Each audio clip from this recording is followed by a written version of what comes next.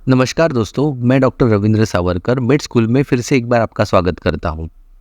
ये video chest x ray की series का पार्ट 3 है।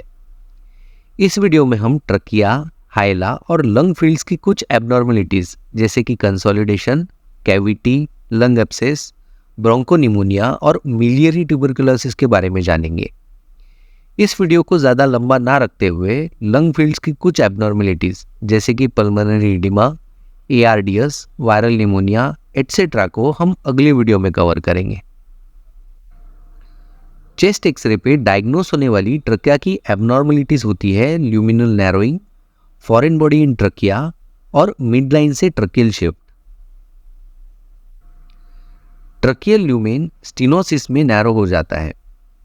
स्टीनोसिस में ट्रकियल शैडो की साइज सडनली कम हुई दिखाई देती है, जैसे कि यहाँ दिख रही है। ट्रकियल स्टीनोसिस के पेशेंट डिस्निया और स्ट्राइडर के साथ प्रेजेंट होते हैं।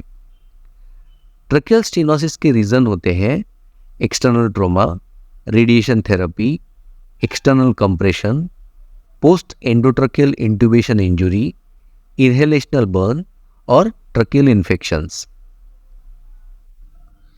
ट्रकिया में फॉरेन बॉडी एक रेडियो ओपेक शैडो के रूप में दिखाई देती है, बट पीए व्यू में फॉरेन बॉडी ट्रकिया में है या इसोफेगस में है, ये जानना डिफिकल्ट होता है। इसे लैटरल व्यू चेस्ट एक्सरे या सीटी थोरैक्स पे कंफर्म किया जा सकता है। अगर फॉरेन बॉडी मिडलाइन में करायना के नीचे दिखाई देती है तो इसोफेगस में होने के ज़्यादा चांसेस होते हैं। अगर फॉरेन बॉडी मिडलाइन के लैटरली होती है तो एयरवेज में प्रेजेंट होने के ज़्यादा चांसेस होते हैं। ट्रकियल और इसोफेजियल फॉरेन बॉडीज का क्लिनिकल प्रेजेंटेशन भी अलग होता है। इसोफेजियल फॉरेन बॉडी डिस्फेजिया और चेस्ट पेन के सिम्टम्स देती है, वही tracheal foreign body dyspnoea, chest pain और स्ट्राइडर के सिम्टम्स देती है। इस एक्सरे में ऐसा लगता है कि फॉरेन बॉडी ट्रकिया में है, लेकिन इस साइज की फॉरेन बॉडी लैरिंग्स को क्रॉस करना अनलाइकली है। इस फॉरेन बॉडी की position lateral view chest X ray या फिर सीटी थोरैक्स से कंफर्म हो सकती है। ट्रकिया की नेक्स्ट एबनॉर्मलिटी है किसी एक साइड में डिविएशन और शिफ्ट। इस एक्सरे को देखें तो ऐसा लगता है कि ट्रकिया डेफिनेटली लेफ्ट को शिफ्ट हुआ है, बट पहले ये देखते हैं कि ये शिफ्ट टेक्निकल एबनॉर्मलिटी की वजह से तो नहीं है। रोटेशन एक ऐसी टेक्निकल एबनॉर्मलिटी है जिससे असल में ना होते हुए भी ट्रकियल शिफ्ट दिखाई दे सकती है। इस एक्सरे में स्पाइनस प्रोसेसेस मिडलाइन में ना होते हुए राइट क्लेविकल के मीडियल एंड के पास है। राइट डोम ऑफ डायफ्राम का एक्सेसिव एलिवेशन और राइट लंग फील्ड की हाइपरलूसेंसी भी रोटेशन के साइन है। सो इस एक्सरे में ट्रकिया की शिफ्ट रियल ना होते हुए रोटेशन की वजह से है। इस एक्सरे में स्पाइनस प्रोसेसेस मिडलाइन में दिखाई दे रही है, इसका मतलब ये एक्सरे रोटेटेड नहीं है। सो इस एक्सरे में ट्रकिया एक्चुअली लेफ्ट को शिफ्ट हुआ है। गौर से देखें तो राइट हाइलम और राइट हार्ट बॉर्डर दिखाई नहीं दे रही है। ये इंडिकेट करता है कि ट्रकिया के साथ साथ मीडियास्टिनम भी लेफ्ट को शिफ्ट हुआ है। वही इस एक्सरे में ट्रकिया के साथ साथ मीडियास्टिनम राइट को शिफ्ट हुआ है। चलिए ट्रकियल शिफ्ट के कॉजेस को समझते हैं। लंग कोलैप्स और लंग फाइब्रोसिस में ट्रकिया सेम साइड को शिफ्ट होता है, वही प्लूरल इफ्यूजन और न्यूमोथोरैक्स के केसेस में ट्रकिया अपोजिट साइड को शिफ्ट होता है। इस चेस्ट एक्सरे में बोथ हाइला प्रोमिनेंट है। नॉर्मल चेस्ट एक्सरे के हाइला से कंपेयर करें तो आपको इस एक्सरे का हाइला का प्रोमिनेंस क्लियरली समझ में आ जाएगा।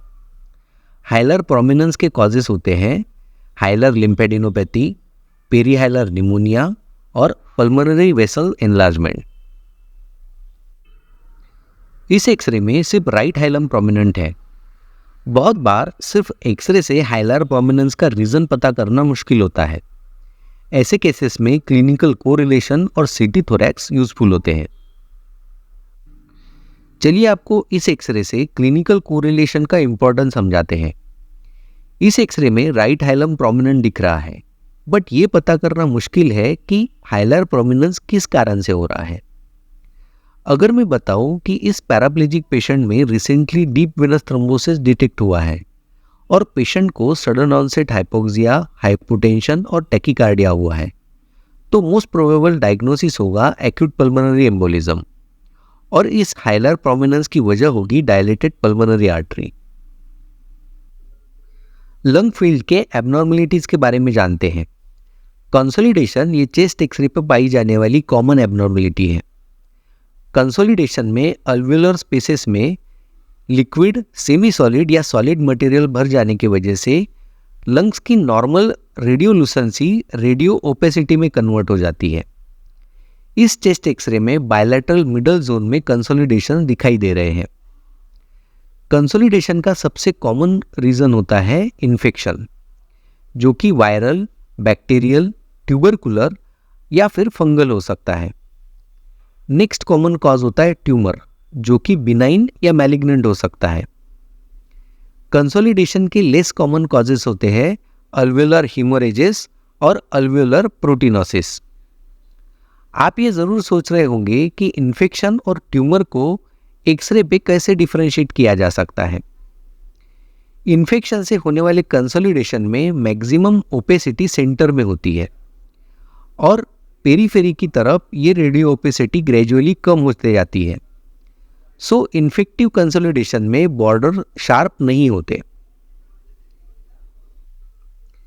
इस कंसोलिडेशन को देखिए, इनके बॉर्डर काफ़ी शार्प है। ट्यूमर की एक्सरे इमेज की बॉर्डर्स काफ़ी शार्प होती है। ट्यूमर बिनाइन या फिर मैलिग्नेंट हो सकते हैं।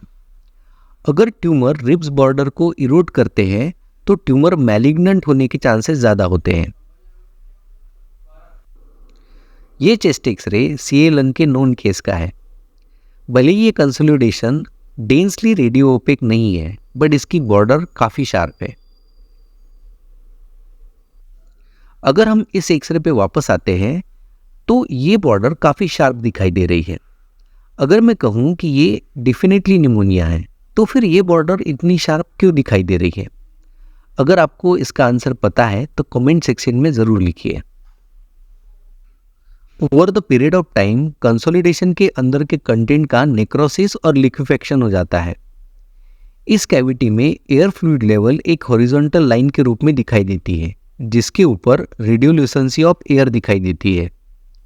इसे लंग एब्सेस बोला जाता है।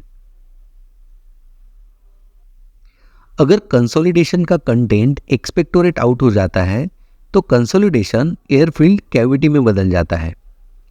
किसी एग्जिस्टिंग लीजन में एयरफील्ड स्पेस को कैविटी बोला जाता है। कैविटी के कॉजेस होते हैं ट्यूबरकुलर और fungal infection, malignancies, autoimmune disorder जैसे कि वेजनस ग्रैनुलोमैटोसिस एटसेट्रा। समटाइम्स निमोनिया बहुत सारे स्मॉल कंसोलिडेशन के फॉर्म में प्रेजेंट होता है और दोनों लंग्स के मल्टीपल सेगमेंट्स को अफेक्ट करता है। इस पैटर्न को ब्रोंकोनिमोनिया बोला जाता है। ब्रोंकोनिमोनिया के एक्सरे पैटर्न को हम बायलैटरल पैची सेगमेंटल ओपेसिटीज ऐसे डिस्क्राइब कर सकते हैं। ये छोटे कंसोलिडेशन एक दूसरे में मर्ज होकर बड़े कंसोलिडेशन भी बना सकते हैं। मल्टीपल लंग मेटास्टेसिस भी ब्रोंकोनिमोनिया जैसा ही दिख सकता है, लेकिन शार्प मार्जिन्स और एब्सेंस ऑफ फीवर ये डिफरेंशिएटिंग फीचर्स होते हैं। कई बार तो कंसोलिडेशन की साइज मिलेट्स जितनी कम होती है। ऐसे bilateral micronodular involvement miliary tuberculosis में पाई जाती है। मिलियरी पैटर्न का ट्यूबरकुलोसिस इम्यूनो कॉम्प्रोमाइज पेशेंट में यूजुअली पाया जाता है। नेक्स्ट वीडियो में हम पल्मोनरी एडिमा और ARDS, viral pneumonias, pleural effusion, pneumothorax, lung collapse और लंग फाइब्रोसिस ये एब्नॉर्मलिटीज़ के बारे में जानेंगे। इस वीडियो को अंत तक देखने के लिए थैंक यू। अगर आपकी कोई भी क्वेरी या सजेशन है तो उन्हें कमेंट सेक्शन में लिखिए।